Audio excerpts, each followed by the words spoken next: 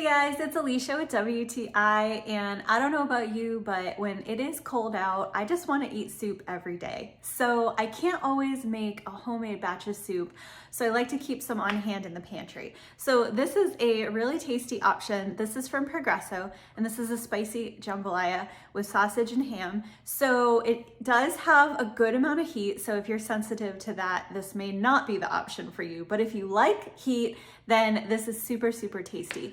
So this is awesome because it is ready to go. All you need to do is heat it up and it is ready for you in the pantry whenever you're craving some soup. So this one has the tasty and spicy broth. It's got ham, sausage, rice, celery, peppers, all kinds of stuff in it. And as a bonus, this is gluten-free.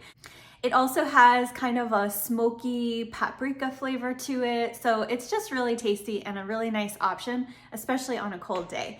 So if you're looking for a spicy soup option to keep on hand for a cold day when you're looking for something really tasty and quick, I would recommend this soup, and that's my point of view.